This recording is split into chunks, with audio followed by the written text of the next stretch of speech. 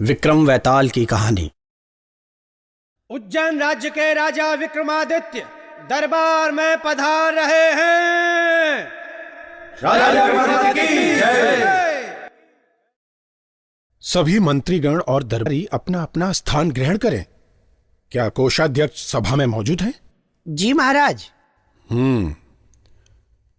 आपको याद होगा कि 10 वर्ष पूर्व एक साधु महाराज ने एक शरीफा भेंट किया था, जिसे हमने आपको दे दिया था कि इसे सरकारी खजाने में रख दें।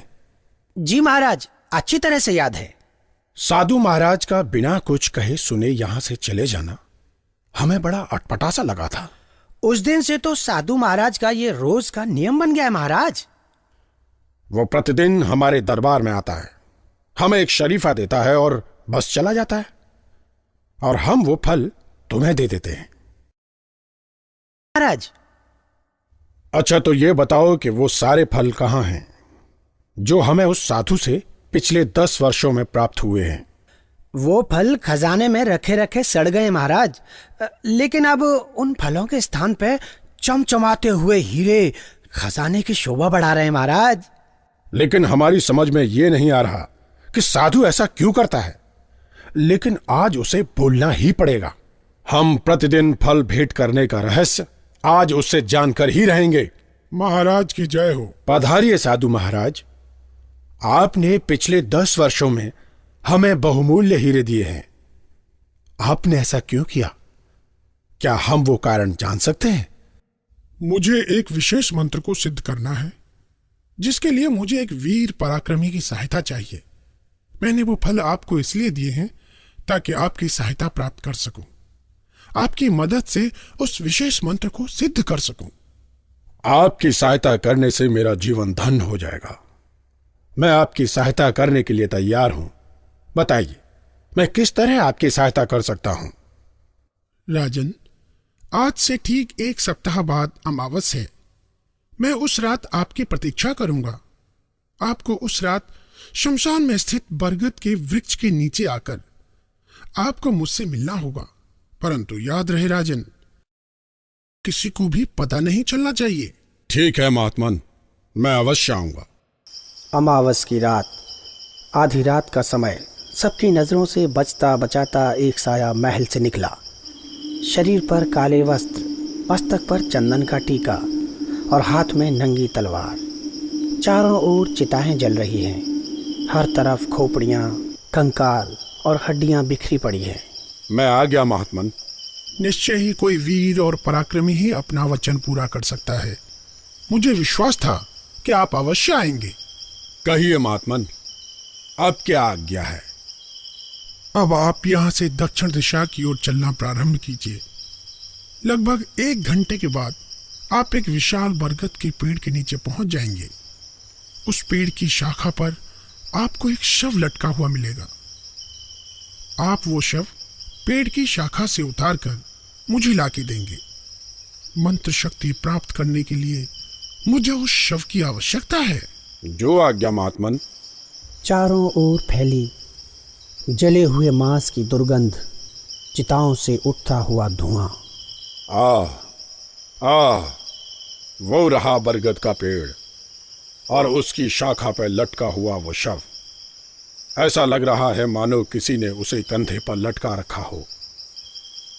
मैं इस शव को उतारकर साधु महाराज के पास ले चलता हूं।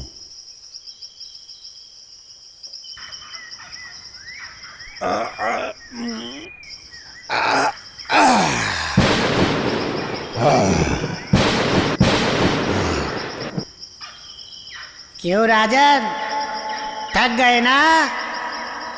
चुपचाप मेरे कंधे पर पड़े रहो। राजन, तुम्हारी थकान दूर करने और समय बिताने के लिए मैं तुम्हें एक कहानी सुनाता हूँ। याद रहे, कहानी के बीच तुम एक शब्द भी नहीं बोलोगे, और बोलोगे तो मैं वापस उड़ जाऊंगा जहाँ से तुम मुझे लाए हो। हाँ?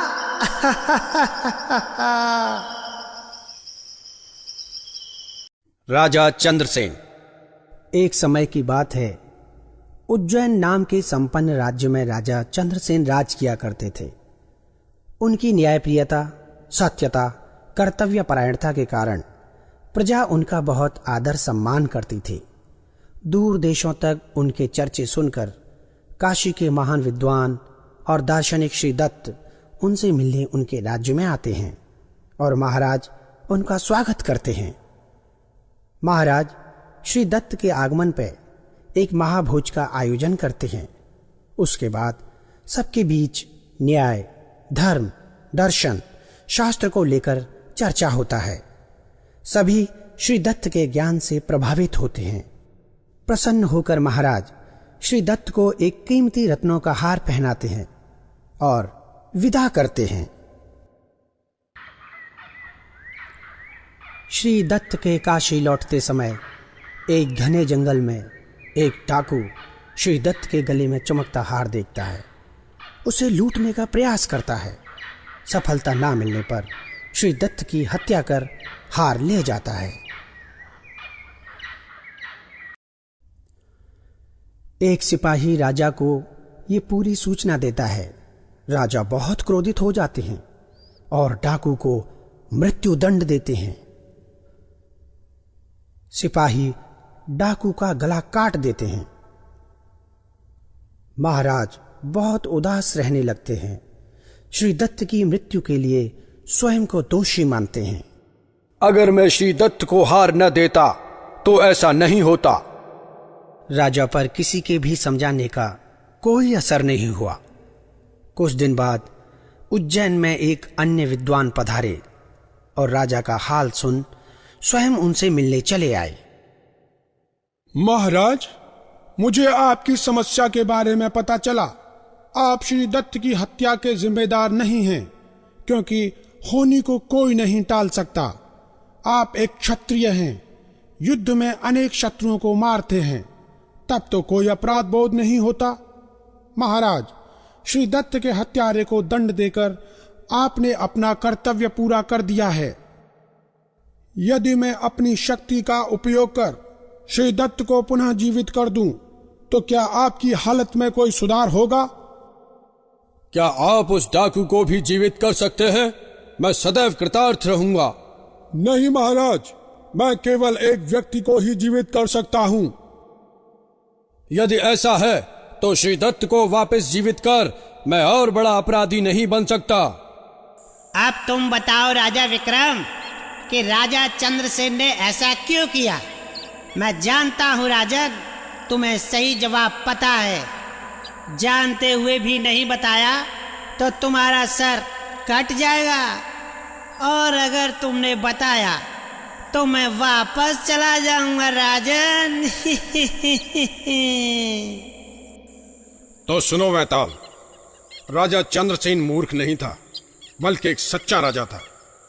अगर वो श्री दत्त का जीवन वापस मांगता तो उस डाकू की निर्दोष हत्या का दोषी बनता, और अगर वो उस विद्वान की शक्ति का उपयोग करता तो उसकी शक्ति सदैव के लिए समाप्त हो जाती, जिसका दोष भी राजा चंद्रसेन पर ही आता।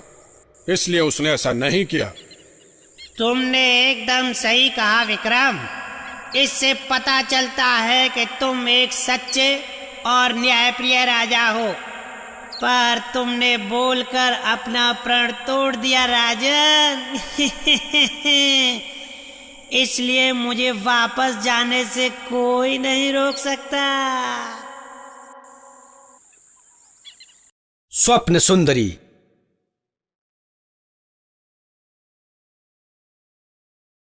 राजा विक्रमादित्य अपने वचन के बड़े पक्के और निडर व्यक्ति थे। साधु को दिया वचन निभाने के लिए एक बार फिर उन्होंने वैताल को पकड़ा और फिर वैताल बोला, तुम वचन के पक्के हो विक्रम, पर मुझे आशा है ये सब तुम धन या स्त्री के लालच में नहीं कर रहे, बल्कि अपने वचन का मान रखने के लिए कर रहे हो। इसी पर मैं तुम्हें एक कहानी सुनाता हूँ, और ध्यान रहे कहानी सुनाते समय अगर तुम बीच में बोले तो मैं उड़ जाऊंगा राजन, उड़ जाऊंगा। मणिद्वीप नामक सुखी और समृद्ध राज्य में राजा माणिक वर्मा राज किया करते थे। राजा के विवाह के करीब 20 साल बाद उनके एक पुत्र उत्पन्न हुआ जिसका नाम सुधीर रखा गया। धीरे धीरे वो बड़ा होने लगा और राजा बूढ़े होने लगे। सुधीर के 20 वर्ष के हो जाने पर राजा को लगा कि राज्य का कार्यभार युवराज सुधीर को सौंप देना चाहिए, पर उससे पहले उन्हें युवराज सुधीर के विवाह के बारे में भी सोचना था। कुछ दिन पश्चात राजा राजकुमारी रत्नाप्रभा को सुधीर के लिए चुनते हैं। सुधीर को बुलाकर राजा ने सुधीर से कहा, पुत्र, यह तस्वीर देखो। इस सुंदरी को हमने तुम्हारे लिए चुना है। इससे विवाह के पश्चात तुम मणिद्वीप का उत्तरदायित्व अपने ऊपर ले लो। राजकुमार राजा की बात मान लेता है और अपने कक्ष में विश्राम के लिए चला जाता है। रात स्वप्न में उसे एक सुंदर स्त्री दिखती है। सुधीर की आंख खुल जाती है, पर उसके मन मस्तिष्क में वो चेहरा बस जाता है और अंत में वो निर्णय लेता है कि उस स्वप्न सुंदरी को ढूंढ निकालेगा और उसी से विवाह करेगा। अगले दिन सुधीर राजा के पास जाता है और कहता है, मैंने बहुत सोचा और ये फैसला किया है कि विवाह या राजा बनने से पहले मैं अपना राज्य पूरी तरह देखना चाहता हूँ। लोगों के जीवन को समीप से देखना चाहता हूँ ताकि उनकी मुश्किलों को समझ सकूं और फिर शायद अधिक समझ से उनके जीवन संवार पाऊंगा। आपकी आज्ञा चाहिए। राजा आनंद पूर्वक आज्ञा दे देते हैं, बिना जाने कि सुधीर के मन में क्या है। सुधीर अपनी जरूरत का कुछ सामान लेकर एक घोड़े पर सवार होकर भ्रमण पे निकल जाता है। गांव-गांव, हर राज्य की गलियों में घूमता वो अपनी स्वप्न सुंदरी को ढूंढता रहा। यही करते करते 3 महीने निकल गए। फिर उदास मन उसने वापस लौटने का मन बनाया।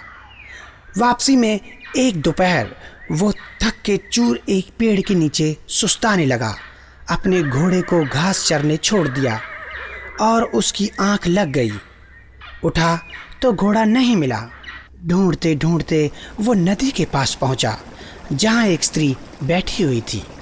सुनो, क्या तुमने यहाँ किसी घोड़े को देखा है? तुम? आखिर मैंने तुम्हें ढूंढ ही लिया। कहाँ थी तुम? मैंने तुम्हें सपने में देखा और तभी से तुमसे प्रेम करता हूँ। अब तुम बोलो, मुझसे विवाह करोगे? मैं तुम्हें हमेशा खुश रखूंगा।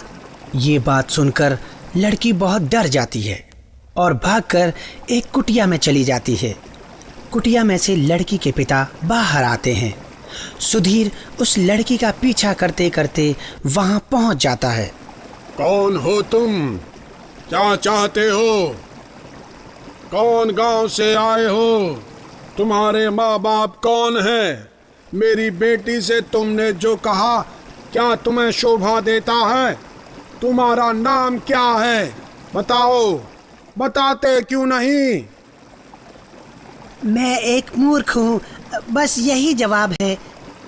इसके बाद सुधीर वापस मणिद्वीप चला जाता है। विक्रम, रत्नाप्रभा से विवाह के पश्चात राजा बन प्रजा की ओर अपने सारे कर्तव्यों का पालन करता है। अब बताओ विक्रम, सुधीर ने ऐसा क्यों किया? अगर सही उत्तर जानते हुए भी नहीं बताया तो तुम्हारे सर के टुकड़े हो जाएंगे, और अगर बताया तो मैं उड़ जाऊंगा राजन, उड़ जाऊंगा। तो सुनो वैताल, राजकुमार सुधीर मूर्ख नहीं था, पर पूरी तरह बुद्धिमान भी नहीं था। किसी को सपने में देख ढूंढने निकल जाना समय की बर्बादी है और मूर्खता है। जब उस बूढ़े आदमी ने सवालों की बौछार की, तब उसे इस बात का एहसास हुआ कि कोई भी साधारण व्यक्ति यही करेगा जो उस बूढ़े आदमी ने किया।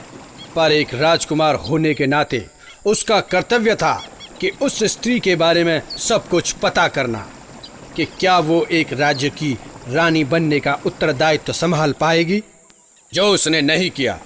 केवल सुंदरता किसी व्यक्ति का स्वभाव नहीं बताती वैताल।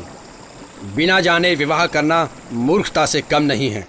उसका अपराध बोध ही उसे वापस ले आया और फिर एक अच्छे पुत्र और राजा होने का उत्तरदायित्व उसने निभाया।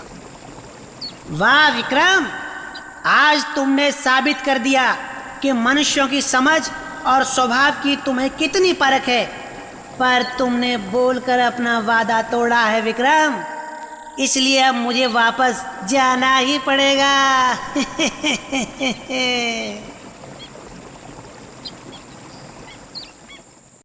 ट्रू जस्टिस,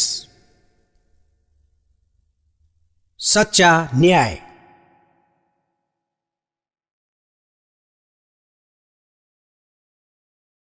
विक्रम ने एक बार फिर वैताल को बरगद के पेड़ से उतारकर कंधे पे डाला और साधु की ओर बढ़ चला। राजा विक्रम, मेरे विचार से तुम साधु की सहायता कर तो रहे हो, पर इस तरह बिना सोचे समझे दिए गए वचन और बोले गए शब्द अक्सर व्यक्ति के नाश का कारण बनते हैं। राजन, इस बात को समझने के लिए सुनो ये कथा। सुनाओ सुनाओ, क्या कथा है? शिवपुर नगर में एक व्यापारी रामानंद रहता था। उसके 2 पुत्र थे, एक सुधाकर और दूसरा दयाकर। सुधाकर सुदर्शन पुत्र था, परंतु अधिक बुद्धिमान नहीं था, और वहीं दयाकर देखने में बिल्कुल सुंदर नहीं था, परंतु एक बुद्धिमान पुरुष था। उसे व्यापार का संपूर्ण ज्ञान था। उसने अपने पिता के व्यापार को कहीं से कहीं पहुंचा दिया। शिवपुर में एक और व्यापारी रहता था, जिसकी 2 पुत्रियां थीं, एक रमा और दूसरी शोभा। उस व्यापारी ने अपनी दोनों पुत्रियों का विवाह रामानंद के पुत्रों से करने का निश्चय किया। रमा ने तो सुधाकर से विवाह करना स्वीकार कर लिया, लेकिन शोभा ने दयाकर के असुंदर होने के कारण विवाह करने से इनकार कर दिया। देवर जी, मेरी बहन शोभा ने आपका तिरस्कार किया, जिसकी वजह से आप उससे क्रोधित है। पर मुझे लगता है जैसे आप मुझसे भी नाराज हैं। पर मैं क्या करूं? शोभा मेरी छोटी बहन है। उसके भविष्य को लेकर मैं बहुत चिंतित रहती हूँ। भाभी जी, आप अपने मन से भय निकाल दें। अच्छा, आप ही बताइए, मैं ऐसा क्या करूं जिससे आपके मन का भय दूर हो जाए और आप बिल्कुल निश्चिंत हो सकें? आप आधा व्यापार और आधी संपत्ति अपने भाई सुधाकर के नाम लिख दीजिए। अरे आधी क्यों? मैं तो पूरी संपत्ति सुधाकर के नाम करने को तैयार हूं भाभी जी। और बेचारे दयाकर ने ये करके भी दिखा दिया। राजन, व्यापार और संपत्ति सुधाकर के नाम कर दी। इतना अधिक धन और संपत्ति पाकर रमा और सुधाकर में आवश्यकता से अधिक अभिमान आ गया। घमंड में चूर उन दोनों ने दयाकर की उपेक्षा शुरू कर दी। भाई और भाभी का ये व्यवहार, लगता है अब मेरे लिए इस घर में कोई जगह नहीं रह गई। मुझे यहाँ से चले जाना चाहिए। मैं यहाँ से जा रहा हूँ भाभी जी। देखिए, ये हमारी प्रतिष्ठा का सवाल है। आप घर छोड़कर चले गए तो लोग व्यर्थ ही बातें बनाएंगे कि हमने आपको घर से निकाल दिया। आप कहीं नहीं जाएंगे, आप हमारे साथ इसी घर में रहेंगे। भाभी जी, आपको चिंता करने की तनिक भी आवश्यकता नहीं है। कोई भी आपसे प्रश्न करे तो आप उनसे कह दीजिएगा कि मैंने पूर्ण संपत्ति अपनी इच्छा से आपके नाम की है। मैं अपनी बुद्धिमता और समझ से धन अर्जित करने जा रहा हूँ। धन कमाने के पश्चात ही वापस लौटूंगा। और जहाँ तक शोभा का मेरा तिरस्कार करने का प्रश्न है, तो मैं शोभा से भी अधिक सुंदर स्त्री से विवाह करूंगा। तो राजन, सुन रहे हो ना तुम? सुधाकर ने ये कसम खाई और निकल पड़ा घर से। वो बेचारा भूखा प्यासा जंगल में इधर उधर भटक रहा था कि उसे 2 व्यक्ति घायल अवस्था में मिले, जिनका सारा धन डाकुओं ने लूटा था। ओ युवक, नाम क्या है तुम्हारा? मेरा नाम दयाकर है और मैं शिवपुर के एक व्यापारी रामानंद का पुत्र हूँ। मैंने पिता के स्वर्गवास के पश्चात सारी संपत्ति अपने भाई के नाम कर दी। अपनी मेहनत से धन कमाने का प्रण लेकर घर से निकला हूँ।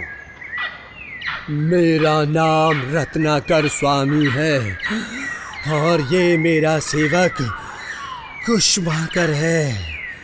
मेरा व्यापार बहुत फैला है, पर ईश्वर ने मुझे कोई पुत्र नहीं दिया जो इस व्यापार को संभाल सके।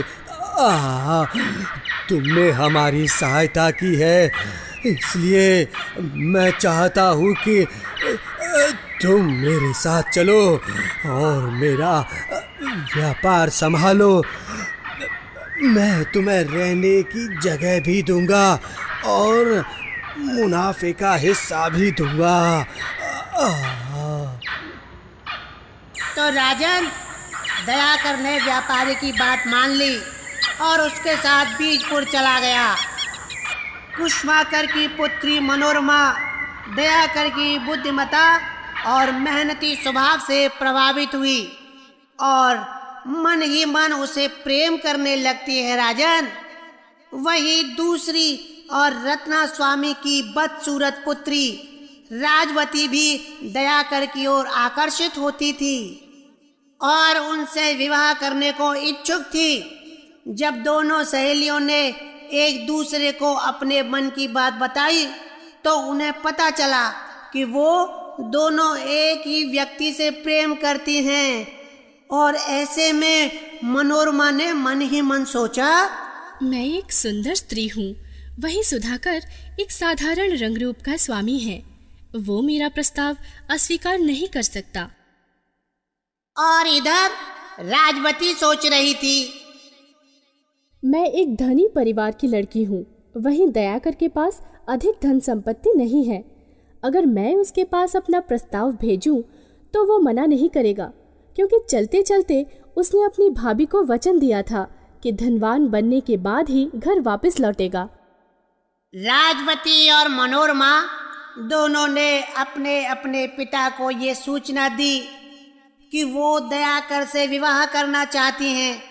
अपनी बेटियों की बात सुनकर कुसुमाकर और रत्ना स्वामी अपनी अपनी बेटियों का प्रस्ताव लेकर दयाकर के पास पहुंच गए। दयाकर ने थोड़ी देर विचार करने के पश्चात रत्ना स्वामी का प्रस्ताव स्वीकार कर लिया और कुछ दिन पश्चात दयाकर और राजवती का विवाह धूमधाम से संपन्न हो गया। राजन तो बताओ राजन, दयाकर ने मनोरमा का प्रस्ताव स्वीकार क्यों नहीं किया, जबकि वो सुंदर थी और राजवती सुंदर नहीं थी? क्या उसने ये विवाह धन संपत्ति के लालच में किया? क्योंकि उसने धनवान बनकर ही घर लौटने की सौगंध खाई थी। फिर उस सौगंध का क्या हुआ जो उसने ली थी कि वो शोभा से भी सुंदर स्त्री से विवाह करेगा। राजवती से विवाह करके उसने सौगंध क्यों तोड़ दी? राजन बताओ, बताओ राजन, मेरे प्रश्नों के उत्तर दो। अगर सही उत्तर जानते हुए भी गलत उत्तर दिया तो तुम्हारे सर के टुकड़े हो जाएंगे। राजवती से विवाह कर दयाकर ने बिल्कुल उचित किया। उसने राजवती से विवाह धन की लालसा में नहीं किया था। वो लालची नहीं था। इसका पता इस बात से चलता है कि उसने अपनी इच्छा से अपनी धन संपत्ति अपने भाई सुधाकर के नाम कर दी थी। और उसकी दयाशीलता का पता इस बात से भी चलता है कि जब उसने जंगल में रत्ना स्वामी और कुसुमाकर की सहायता की थी, जब डाकू उन्हें घायल छोड़ गए थे। इसलिए राजवती से विवाह करना उचित और धर्म संगत था। दयाकर को अपने कर्तव्य बोध का पूरा एहसास था। वो जानता था कि मनोरमा बहुत सुंदर है और उससे कोई भी विवाह करने को तैयार हो जाएगा, और राजवती से विवाह करने के लिए कोई आसानी से तैयार नहीं होगा, क्योंकि उसका अति साधारण रंग रूप है। इसलिए राजवती से विवाह कर उसने अपना धर्म निभाया और जहाँ तक उसकी सौगंध की बात है कि वो शोभा से भी अधिक सुंदर स्त्री से विवाह करेगा, तो वो कसम उसने क्रोधवश जल्दबाजी में खाई थी। अच्छे विचारों और उसके निर्णय ने उसका स्वागत किया और धर्म के पालन के लिए उसने राजवती से विवाह किया, मनोरमा से नहीं। राजन, तुमने एकदम सही उत्तर दिया है। मैं तुम्हारे इस उत्तर से पूरी तरह संतुष्ट हूँ। पर राजन, तुम बीच में बोल पड़े, इसलिए मैं पुनः बरगद के पेड़ पर जा रहा हूँ। राजन, जा रहा हूँ।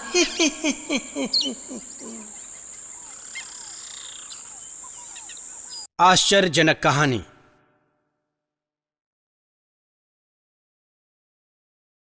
हमेशा की तरह एक बार फिर राजा विक्रमादित्य ने वैताल को अपने कंधे पर उठाया और सन्यासी के पास जाने लगे। और फिर वैताल ने अपनी कहानी शुरू की, लेकिन इस बार वो बोला, विक्रम, अब मैं तुमसे सबसे बड़ा और कठिन सवाल पूछूंगा, पर उससे पहले ये कहानी सुनो।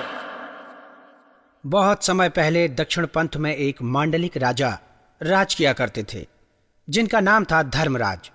उनका विवाह माल्टा की राजकुमारी के साथ हुआ तथा उनके एक सुंदर सी कन्या उत्पन्न हुई, जिसका नाम रखा गया लावण्यवती।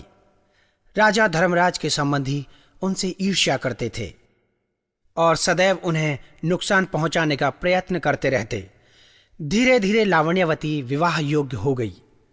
अपने परिवार का जीवन बचाने के प्रयास में राजा ने राज्य छोड़ने का मन बनाया और एक रात काफी हीरे जवाहरात लेकर परिवार समेत मालवा की ओर निकल पड़े। एक जंगल से दूसरे जंगल उनकी यात्रा चलती ही रही। बीच रास्ते उन्हें डाकुओं के गांव से निकलना पड़ा, जहां पर डाकुओं ने उन पर हमला बोल दिया। राजा ने राजकुमारी और रानी को घनी झाड़ियों में छुपने के लिए कह दिया। डाकुओं से लड़ाई के बीच ही डाकुओं ने राजा को मार दिया और सारे हीरे जवाहरात लेकर चले गए। रानी और राजकुमारी अपनी जान बचाने के लिए गहरी झाड़ियों में छुप गईं। एक नदी के पास पहुंचकर वहीं बैठकर रोने लगी। तभी वहां से राजा चंद्र सिंह और उनका पुत्र राजकुमार सिंह पराक्रम शिकार पर आए और उन्होंने नदी के पास की गीली मिट्टी पर पांव के निशान देखे। एक निशान छोटे पांव के थे और दूसरे निशान कुछ बड़े पांव के थे। इस पर राजकुमार बोला, मैं अपनी माँ को खो चुका हूँ। आप भी बहुत अकेले हैं। अगर हमने इन दो स्त्रियों को ढूंढ लिया तो मैं छोटे पांव वाली स्त्री से विवाह करूंगा, क्योंकि वो उम्र में छोटी होगी, और आप बड़ी पांव वाली स्त्री से विवाह कर लीजिएगा। और इस तरह राजा चंद्र सिंह ने भी बात मान ली। फिर उन्हें नदी के पास दो स्त्रियां मिली, जो उन दोनों को घोड़े पर देखकर डर गईं। राजा ने उनकी सुरक्षा का आश्वासन दिया और फिर दोनों को अपने राज्य में ले आए। अचरज वाली बात तो ये थी कि रानी के पांव छोटे थे और राजकुमारी के पांव बड़े। राजा ने राजकुमार को दिए गए शब्दों का मान रखा और बड़े पैर वाली राजकुमारी से विवाह किया और सिंह पराक्रम को रानी से विवाह करना पड़ा। इस तरह राजकुमारी लावण्यवती अपनी ही माँ की सास बन गई। कुछ सालों के भीतर ही दोनों ने पुत्र पुत्रियों को जन्म दिया और फिर उनका वंश भी आगे बढ़ने लगा। तो बताओ विक्रम, दोनों के बच्चों का आपस में क्या रिश्ता हुआ? मैं जानता हूँ कि तुम्हें सही जवाब पसंद है। अगर नहीं बताया तो तुम्हारा सर कट जाएगा, और बताया तो मैं उड़ जाऊंगा राजन। राजा विक्रमादित्य सोच में पड़ गए और चुपचाप चलते रहे। तब वैताल ने सोचा, इस सवाल का जवाब शायद विक्रम को नहीं पता। यानी अब समय आ गया है उस पापी सन्यासी को सबक सिखाने का, जिसने विक्रमादित्य को धोखे में रखा। अब मैं अपनी शक्ति इस सच्चे राजा को दूंगा, उस पापी को नहीं। और फिर वैताल ने राजा से कहा, राजा विक्रम, तुमने रात भर इस डरावनी जगह पर रहकर इतने प्रयास किए, एक बार भी अपने कर्तव्य और वचन से पीछे नहीं हटे। अब मैं तुम्हें जो सच बताऊंगा उसे ध्यान से सुनना। जिस सन्यासी ने तुम्हें ये काम सौंपा है वो पापी है। वो फिर से मुझे अपने तंत्र मंत्र से इस शव में बुलाएगा, फिर तुम्हें पेट के बल लेटने के लिए बोलेगा और उसी वक्त तुम्हारा गला काट देगा, क्योंकि उसे तुम्हारी बलि देनी है। तुम पहले उसे खुद ऐसा करने का कहना, ताकि उससे पहले तुम उसका गला काट सको। ध्यान रहे विक्रम, सिर्फ एक पल में पासा पलट सकता है। और ये कहकर वैताल ने शव छोड़ दिया और ओझल हो गया और शव लेकर विक्रम सन्यासी के पास आ गया।